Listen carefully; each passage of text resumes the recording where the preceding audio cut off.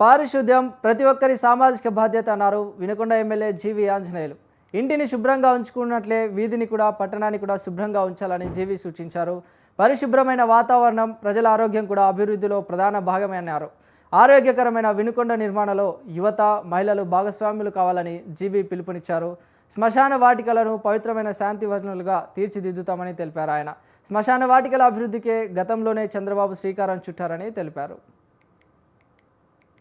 ధార జలభారతి ఈరోజు ఈ కార్యక్రమాన్ని ఆంధ్రప్రదేశ్ రాష్ట్ర వ్యాప్తంగా ముఖ్యమంత్రి చంద్రబాబు గారి ఆదేశాల మేరకు ఈరోజు ఈ శనివారం మూడో శనివారం ఒక పెద్ద కార్యక్రమం తీసుకుంది రాష్ట్ర ప్రభుత్వం. దానిలో భాగంగా ఈరోజు వినుకొండలో జలధార జలభారతి కార్యక్రమాన్ని ప్రారంభిస్తున్నాం. ముఖ్యంగా నీరు ప్రాణాధారం. నీరు ఎక్కడుంటే అక్కడ అభివృద్ధి ఉంటుంది. నీరుంటే పండ్ల తోటలు పండించవచ్చు, కూరగాయలు పండించవచ్చు, ఆర్థిక ప్రగతి సాధించవచ్చు. 2014-19లో ఆనాడు ముఖ్యమంత్రి చంద్రబాబు గారు ఎన్డీఏ ప్రభుత్వంలో నీరు చెట్టు కార్యక్రమాన్ని, ఇంకుడు గుంతల కార్యక్రమాన్ని పెద్ద ఎత్తున రాష్ట్రంలో దేశంలోనే నెంబర్ 1గా చేయడం జరిగింది. అందువల్లనే రాష్ట్రంలో భూగర్భ జలాలు పెరగటం ఎంతో సంతోషించదగ్గ విషయం.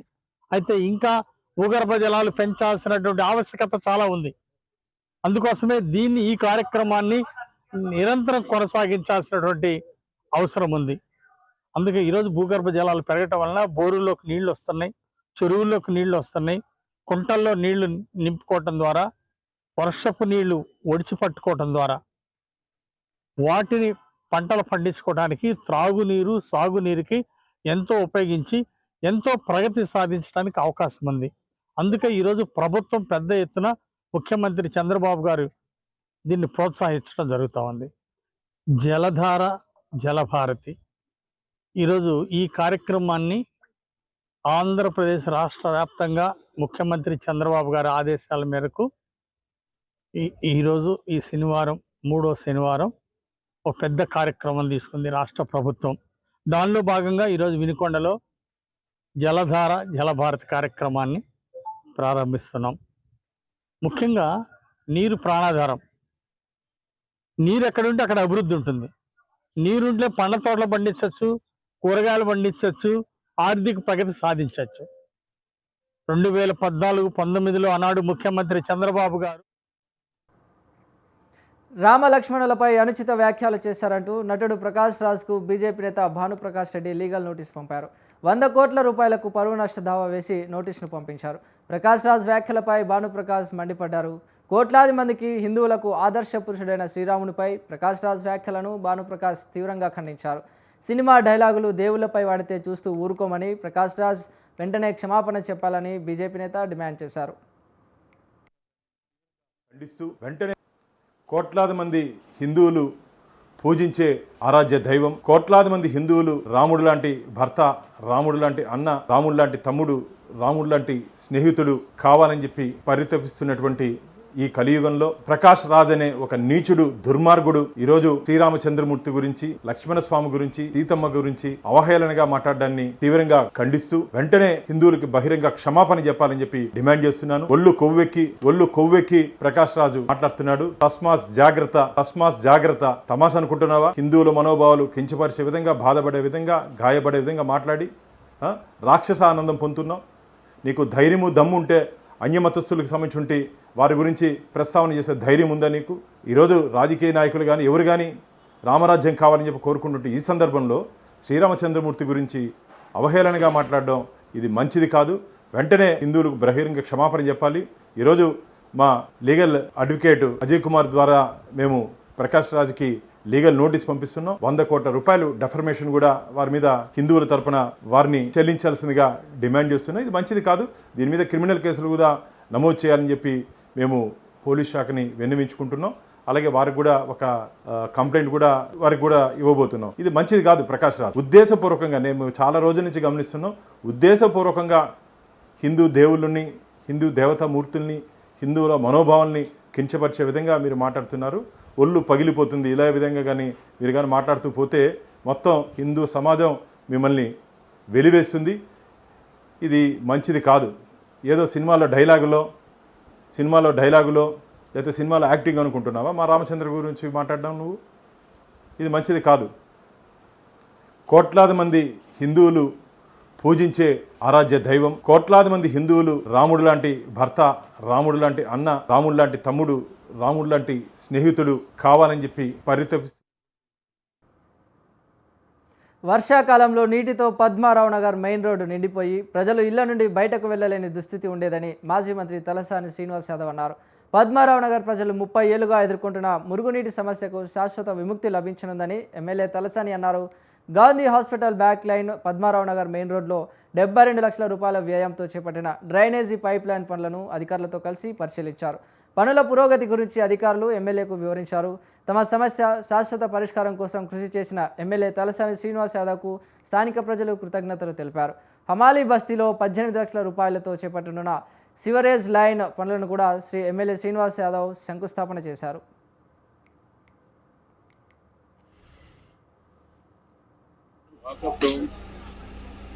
ఈ పరిసర ప్రాంతాల్లో ఈ కాలనీస్ కానివ్వండి అన్ని ప్రాంతాలకు సంబంధించి ఓవైపున షాప్ వాటర్ కానీ సివరేజ్ కానీ మేజర్ ప్రాబ్లం. అంటే ఫ్రీక్వెంట్లీ మనకు సంవత్సరానికి 2 సార్లు చాలా భయానకమైనటువంటి పరిస్థితి. మరి రైన్స్ రావడం, ఎక్కడిదక్కడ షోకోపోవడం వలన చెరువులు అయిపోతున్నాయి. వాళ్ళ ఇళ్లకి కాలనీలకి కానీ అపార్ట్మెంట్లకి కానీ బయటికి వెళ్ళే పరిస్థితి అయితే ఆ మేజర్ వర్కులు మనం చేయడం జరిగింది. కాబట్టి అది విజిట్ చేద్దామన్న ఉద్దేశంతో పనులు చాలా స్పీడ్గా జరుగుతున్నాయి. తప్పకుండా ఈ పద్మనాభ నగర్ ప్రాంత వాసులకు ఇక్కడ ఉన్నటువంటి వాళ్ళకందరికీ వీలైనంత తొందరలో మేజర్గా అంటే దగ్గర 30-40 సంవత్సరాల నుంచి ఉన్నటువంటి ప్రాబ్లం ఉంటుంది. పద్మనాభ నగర్ వాకప్ డౌన్ మొక్కజొన్న కొనుగోలు కేంద్రాలను వెంటనే ఏర్పాటు చేసి రైతులకు మద్దతు ధర ఇవ్వాలని మాజీ మంత్రి సవితా ఇంద్రారెడ్డి ప్రభుత్వాన్ని డిమాండ్ చేశారు. వికారాబాద్ జిల్లా దరూర్ మండలం నాగసన్పల్లి, తరిగోపుల, అల్లీపూర్ గ్రామాల్లో మాజీ మంత్రి సవితా ఇంద్రారెడ్డి పర్యటించారు. మొక్కజొన్న రైతులను కలిసి వారి సమస్యలు అడిగి తెలుసుకున్నారు. కొనుగోలు కేంద్రాలు ఏర్పాటు చేయాలని నెల రోజుల క్రితమే జిల్లా కలెక్టర్కు వినతి పత్రం ఇచ్చినా ఇంతవరకు ఏర్పాటు చేయలేదని అన్నారు. కలెక్టర్ దీపక్ తివారీతో ఫోన్లో మాట్లాడి తక్షణమే కొనుగోలు కేంద్రాలు ఏర్పాటు చేసి రైతుల వద్ద ఉన్న పంటలు కొనాలని డిమాండ్ చేశారు. నేనేమంటున్నా, దారుల్లో ఓపెన్ చేస్తారు కాదు, ఇక్కడ వచ్చి పెట్టండి. ఎందుకంటే ఇంతమంది ఇప్పుడు నేను చూస్తే నాకే ప్రాణం కలకలేదు. 20% పంట కూడా తీయలేదు ఆ ఊర్లో. మొత్తం రోడ్ల మీద మొత్తం మక్కలే ఉన్నాయి, ఎక్కడ నడవడానికి వీలు లేకుండా. అక్కడ ఏదో నామకే వాస్తే ఓపెన్ చేసి మేము వచ్చినాం కాబట్టి నామకే వాస్తే ఓపెన్ చేయడం కాదు. కలెక్టర్ ఏమో శాంక్షన్ లేదంటున్నాడు. ప్రభుత్వం నుండి మాకు క్లారిటీ లేదమ్మా అని కలెక్టర్ గారు చెప్తున్నారు. ఇప్పుడే మండే వరకు మాకు క్లారిటీ వస్తుంది, క్లారిటీ రాగానే ఓపెన్ చేస్తామంటు. మరి ఇదేమి నటననా కొంటారా నిజంగానే? ఇప్పుడు తీసుకోమండి ఒక లారీ చూద్దాం. మరి ఇది ఊరికే నటన. కలెక్టర్ ఏమో శాంక్షన్ రాలేదు, ఇంకా గవర్నమెంట్ కి క్లారిటీ రాలేదు. మండే తర్వాత వస్తుంది చేస్తామంటారు. మరి ఊరికే యాక్షన్ చేస్తున్నారు రైతులను మోసం చేయడానికి. పంపించండి. ఇప్పటికైనా కలెక్టర్ గారు దయచేసి మీరు కొత్తగా వచ్చినట్టున్నారు జిల్లాకి. ఈ జిల్లా రైతులు అందరు వ్యవసాయం మీద 80% వ్యవసాయం మీద ఆధారపడి జీవిస్తారు వికారాబాద్ జిల్లాలో ఉన్న వాళ్ళు. కాబట్టి ఇమీడియట్ గా మీరు చొరవ తీసుకొని, కలెక్టర్ గారు మీరు చొరవ తీసుకోండి. ప్రతి విలేజ్ కి మీ వాళ్ళని పంపించండి, ఒక్కసారి రిపోర్ట్ తెప్పించుకోండి. ఎక్కడ రైతులకు అవసరం అక్కడ కొనుగోలు కేంద్రం ఏర్పాటు చేయకపోయినందుకు దారుల్లో. నేనేమంటున్నా, దారుల్లో ఓపెన్ చేస్తారు కాదు, ఇక్కడ వచ్చి పెట్టండి. పార్వతీపురం మన్యం జిల్లా పాలకొండలో ఇంటింటికి అమృత్ వాటర్ స్కీమ్ను ఎమ్మెల్యే నిమ్మక జయకృష్ణ, గంటా సంతోష్, సత్యబాబు, పల్లా కొండబాబు ప్రారంభించారు. 72 కోట్ల రూపాయలతో మంజూరైన ఇన్ఫిల్టరేషన్ వెల్ను వారు ప్రారంభించారు. పాలకొండలో ప్రతి ఇంటికి తాగునీరు అందివ్వాలనే ఉద్దేశంతో ఈ స్కీమ్ను ప్రారంభించినట్లు నిమ్మక తెలిపారు. మౌలిక వసతుల కల్పనకు ప్రభుత్వం పెద్దపీట వేసిందని తెలియజేశారు. పనుల నాణ్యతతో నిర్దిష్ట సమయంలో పూర్తయ్యేలా అధికారులు చర్యలు తీసుకోవాలని వారు సూచించారు.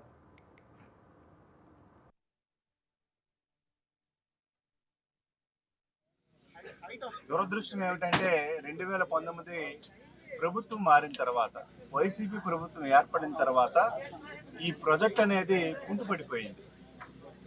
ఎక్కడ కూడా 1% కూడా ముందుకు కదలలేనటువంటి పరిస్థితి. మరి వైసీపీ ప్రభుత్వానికి చిత్తశుద్ధి ఏమీ లేదు. గత ముఖ్యమంత్రి జగన్మోహన్ రెడ్డి కానీ, అలాగే ఇక్కడ ఉన్నటువంటి మాజీ ఎమ్మెల్యే కళావతి అవ్వచ్చు, ఇక్కడ ఉన్నటువంటి ఎమ్మెల్సీ స్థానికుడు విక్రాంతికి కానీ ఏ కోసాన బాధ్యత లేకపోవడం చాలా బాధాకరం. మరి ఇక్కడ ఎమ్మెల్సీ ఉన్నారు పట్టణంలోనే, మరి ఎందుకు ఈ ప్రాజెక్టు ముందుకు తీసుకువెళ్ళలేకపోయానని అడుగుతా ఉన్నాను సూటిగా. మీరు పాలకొండ పట్టణానికి ఏం చేశారు? కనీసం ఒక మంచినీటిని కూడా పాలకొండ పట్టణానికి ఈ ఏదైతే నాగావళి నది నుంచి కూడా తీసుకురాలేకపోవడం చాలా బాధను కలిగిస్తోంది. ఇవన్నీ కూడా చూసిన తర్వాత, గౌరవ ముఖ్యమంత్రి గారు చెప్పిన తర్వాత, ఈ ప్రాజెక్ట్ ఏడబ్ల్యూఏబి స్కీమ్ ఏదైతే ఉందో సుమారుగా ఎస్కలేటెడ్ ఎస్టిమేషన్తో ఏదైతే గతంలో 54 కోట్లు ఉండేది దాన్ని 71 కోట్ల. అల్లూరి సీతారామరాజు జిల్లా పాడేరు మండలం గిరిజన గ్రామాల్లో రహదారి సమస్య మరింత తీవ్రమైంది. కించూరు పంచాయతీ బొంజగి నుండి జి మాడుగుల మండలం నర్మతి పంచాయతీ చెరువు వీధి వరకు 8 కిలోమీటర్ల రోడ్డు పూర్తిగా దెబ్బతిన్నది. 3 పంచాయతీల ప్రజలు గతంలో ఎన్ఆర్జీఎస్ ద్వారా సమాధానంతో ఈ రోడ్డును నిర్మించుకున్న 3 ఏళ్లుగా వర్షాల వల్ల పూర్తిగా చెడిపోయి రాకపోకలు నిలిచిపోయాయి. దీంతో గర్భిణీ స్త్రీలను డోలీలోని ఆసుపత్రికి తరలించుకోవాల్సిన పరిస్థితి నెలకొంది. కింత్రేలు వాసి సోమిలి శాంతకుమారి ప్రసవ వేదన రావడంతో గ్రామస్తులు అంబులెన్స్కు సమాచారం ఇచ్చారు. వాహనం రాలేకపోవడంతో ఆమెను డోలీలోనే ఆసుపత్రికి తీసుకెళ్లారు. ఈ రోడ్డు పూర్తయితే 3 పంచాయతీల ప్రజలకు సౌకర్యంగా ఉంటుందని గిరిజన విద్యార్థి సంఘం జిల్లా అధ్యక్షుడు బాబూజీ తెలిపారు.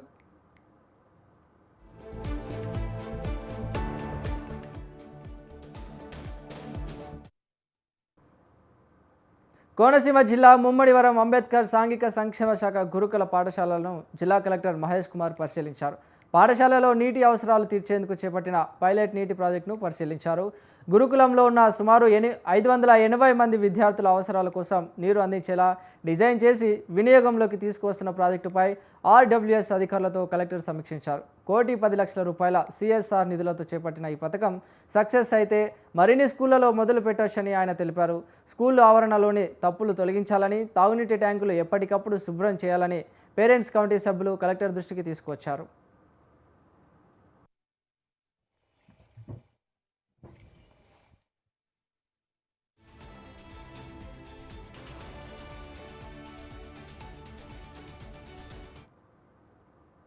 మాదక ద్రవ్యాల రహిత సమాజమే లక్ష్యంగా పనిచేస్తున్నామని అనకాపల్లి జిల్లా నర్సీపట్నం డీఎస్పీ శ్రీనివాసరావు తెలిపారు.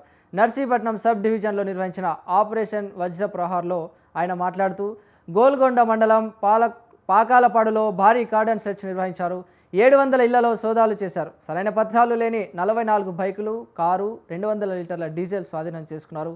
Eagle cell IGP Ravikrishna, Visakha range IGP Gopinath Jetti, Anakapalli జిల్లా ఎస్పీ తుహీన్ సిన్వా పర్యవేక్షణలో ఈ ఆపరేషన్ చేపట్టారు. గతంలో గంజాయి కేసులలో ఉన్నవారు, సస్పెక్ట్ సీటు ఉన్నవారికి పోలీసులు స్పాట్లోనే కౌన్సిలింగ్ ఇచ్చారు.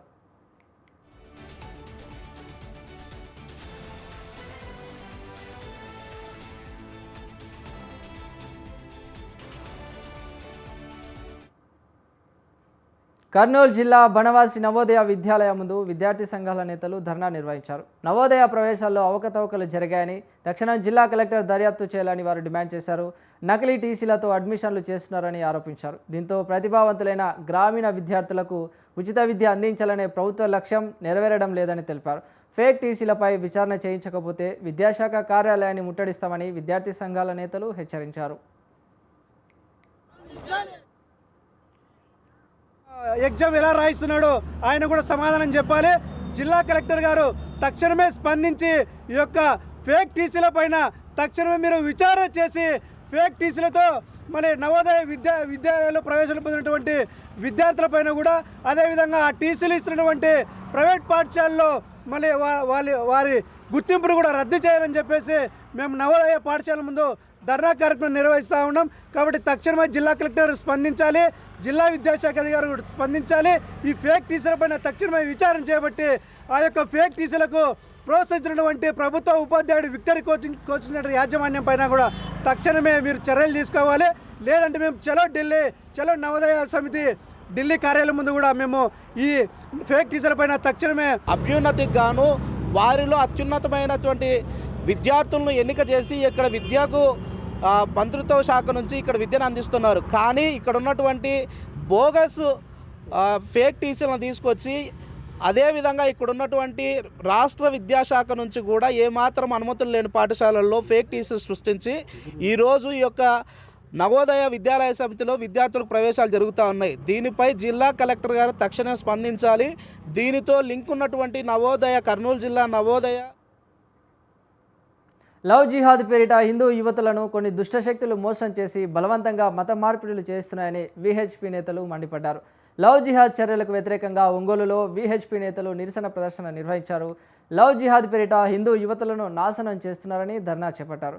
నాసిక్ టీసీఎస్ యూనిట్లో ఇటీవల వెలుగు చూసిన ఘటనలు కార్పొరేట్ ప్రపంచాన్ని ఉలిక్కిపడేలా చేశాయని విహెచ్పి నేతలు ఆందోళన వ్యక్తం చేశారు. కఠిన చట్టాలు తీసుకొచ్చి ఇలాంటి ముఠాలను అణిచివేయాలని వారు కోరారు.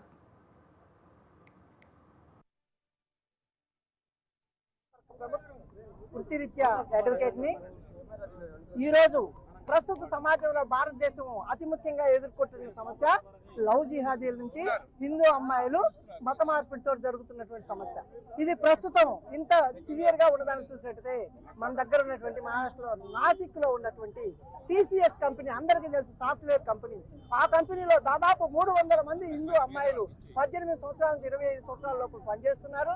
వాళ్ళ మీద అక్కడ ఉండేటువంటి హెచ్ఆర్లు కానీ, మేనేజ్మెంట్ కానీ అందరూ కూడా ముస్లిం అబ్బాయిలు ఉండి, అదేవిధంగా ఆడవాళ్ళు కూడా పై స్థాయిలో ముస్లింలు ఉండి వీళ్ళని శారీరకంగా, మానసికంగా వికృతంగా అరాచ్ చేస్తూ ఉంటే దాన్ని ఎవ్వరూ కూడా ఖండించలేకపోయారు. ఈ అమ్మాయిలు పెద్దవాళ్ళ కంటే వాళ్ళ పై ఆఫీసర్లకి రిపోర్ట్ చేసినప్పుడు ఆమె ఏమన్నారంటే, ఏమైందైతే ఇష్టమైతే ఉండండి, లేకపోతే పండి, ఏం తప్పేముంది అందులో అని చెప్పి అన్నారు.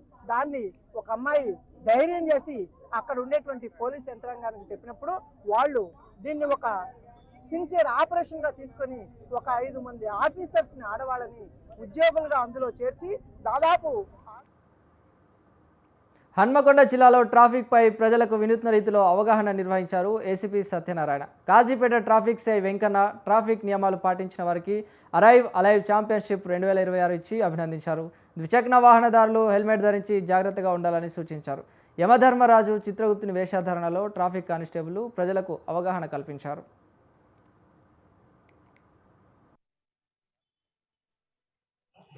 ఏజీపీ గారి ఆదేశాల మేరకు వరంగల్ సిపి సన్మాన్ గారు సూచనల మేరకు 13వ తారీఖు వారికి కూడా అలయ కార్యక్రమం చెప్పడం జరిగింది. దాంట్లో భాగంగా కాలేజ్, అదేవిధంగా ఇతర అంగన్వాడీ, తర్వాత మెప్మా, గవర్నమెంట్ ఎంప్లాయీస్ అందరికీ కూడా కవర్ అయ్యే విధంగా చెప్పడం జరిగింది. దీంట్లో రాష్ట్రంలో భాగంగా ఈరోజు హీరో అందరికీ కౌన్సిల్ వర్క్ చేస్తామని చెప్పేసి దాంట్లో ఎవరైతే హెల్మెట్స్ పెట్టుకోవచ్చులో వాళ్ళకి 2020 జరుగుతుంది. అదేవిధంగా ఎవరైతే హెల్మెట్ ఆడ వచ్చారో వాళ్ళకి పోలిచ్చి వాళ్ళకి ఈ పరిస్థితులు మీరు చిన్నగా మా లోకానికి వచ్చేస్తారని చెప్పే విధంగా ఒక సింబాలిక్ అవుతుందని చెప్పేసి జరిగింది. జలం అప్డేట్ చేస్తున్నారు అంటే వాళ్ళకి అర్థమవుతాను. బట్టి కాకపోతే మా అందరికీ కూడా డిఫెన్స్ టెక్నిక్స్ పాటించి చేయకుండా హెల్మెట్ ధరించి, సీట్ బెల్ట్ ధరించి రోడ్డు మధ్యలో పాటించి దాంట్లో ఆ మోటో ఏంటంటే సేఫ్ సేఫ్ గా అంటే సేఫ్ ఇళ్ళకెళ్ళండి. మీకోసం దాంట్లో బాగా ఇవన్నీ చేయడం మీరందరూ కూడా మర్చిపోకుండా కూడా రోడ్డుకు మానసిక ఫ్రీగా ఉన్నాయి కాబట్టి ఈరోజు ఖమ్మం ట్రాఫిక్ సిఐ తీరుతో వాహనదారులు ఇబ్బందులు పడుతున్నారనే ఆరోపణలు వస్తున్నాయి. తాను రూల్స్ పాటిస్తానని, మీరు పాటించకపోతే చర్యలు తప్పవని ఉపన్యాసాలు ఇస్తున్నారని వారు మండిపడుతున్నారు. గొప్పలు చెప్పే సిఐ రూల్స్ మరిచి కింద స్థాయి సిబ్బందితో తన సొంతూరిలో ఇంటిని శుభ్రం చేయించడంపై ప్రజల నుంచి విమర్శలు వెల్లువెత్తుతున్నాయి. సిఐ సొంత కారు అద్దాలకు బ్లాక్ ఫిల్మ్ ఉండడం ఏం రూల్ అర్థం కావడం లేదని ప్రజలు అంటున్నారు. డంక్ అండ్ డ్రైవ్లో వాహనదారులు ఎవరైనా ఆపకుండా పోతే సిబ్బందికి సిఐ నుంచి చివాట్లు తప్పవని అంటున్నారు.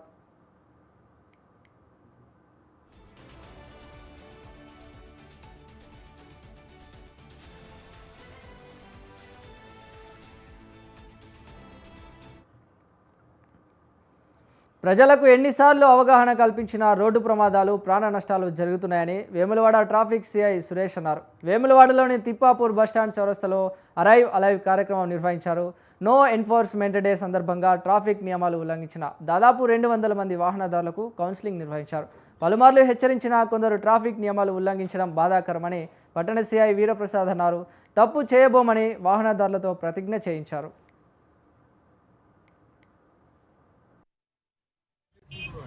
ఈరోజు ట్రాఫిక్ నిబంధనల గురించి రోడ్డు భద్రత కార్యక్రమంలో ఈరోజు లాస్ట్ కాబట్టి మా ఆటో డ్రైవర్లకు స్థానిక సిఐ గారు, ట్రాఫిక్ ఎస్ఐ గారు సురేష్ గారు, ట్రాఫిక్ ఎస్ఐ రాజు గారు వారి ఆధ్వర్యంలో మా ఆటో డ్రైవర్లకు కౌన్సిలింగ్ జరిగింది.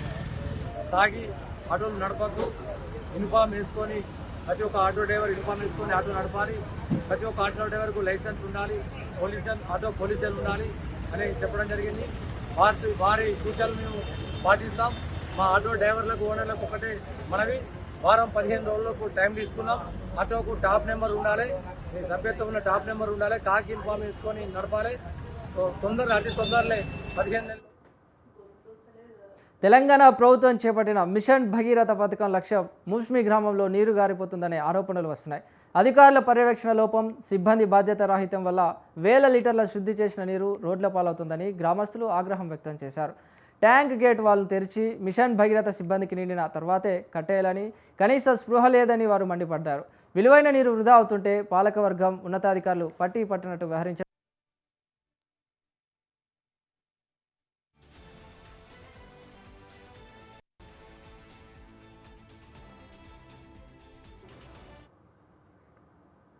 హైదరాబాద్లో విద్యార్థుల ఆరోగ్యాన్ని కాపాడేందుకు పోలీసులు కఠిన చర్యలు ప్రారంభించారు. చార్మినార్ జోన్లో ఆపరేషన్ సేఫ్ స్కూల్ పేరుతో భారీ ఎత్తున తనిఖీలు నిర్వహించారు. విద్యా సంస్థల సమీపంలోని పాన్ షాపులు లక్ష్యంగా 15 ప్రాంతాల్లో ప్రత్యేక బృందాలు తనిఖీ చేపట్టారు. పాన్ షాపులపై పోలీసులు ఆకస్మిక దాడులు చేసి భారీ ఎత్తున గుట్కా, జర్దార్లను సీజ్ చేశారు. విద్యార్థుల భవిష్యత్తును దృష్టిలో ఉంచుకొని ఆపరేషన్ సేఫ్ స్కూల్ను మరింత కఠినంగా కొనసాగిస్తామని సిఐ వెంకటేశ్వర్లు చెప్పారు.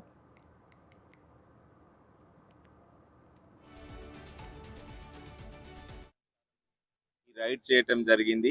హైదరాబాద్ సిటీ పోలీస్ కమిషనరేట్ పరిధిలో స్కూల్స్ చుట్టుప్రక్కల 100 మీటర్ల దూరం లోపల ఉన్న పాన్ షాపులు, అదేవిధంగా కొన్ని ఇతర టీ స్టాల్స్లలో గాంజా, టొబాకో, ఖైని, అదేవిధంగా జర్జా ఇవన్నీ కూడా గుట్కా ప్యాకెట్లు అమ్ముతున్నారన్న సమాచారం ఉంది. దీనిపై చిన్నపిల్లలు కూడా.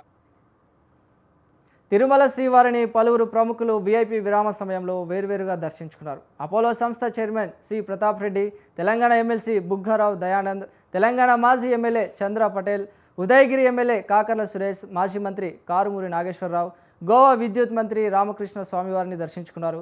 దర్శనం అనంతరం వారికి రంగనాయక మండపంలో వేద పండితులు వేదాశీర్వచనం చేశారు. టీటీడీ అధికారులు తీర్థప్రసాదాలు అందజేశారు.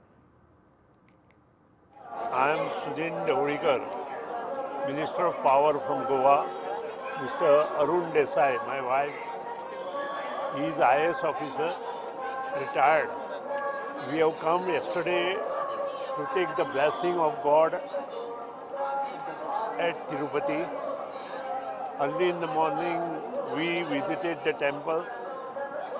Puja is also done. I am really pleased regarding the efforts taken by this management to keep the city and the premises of this particular area very clean, and also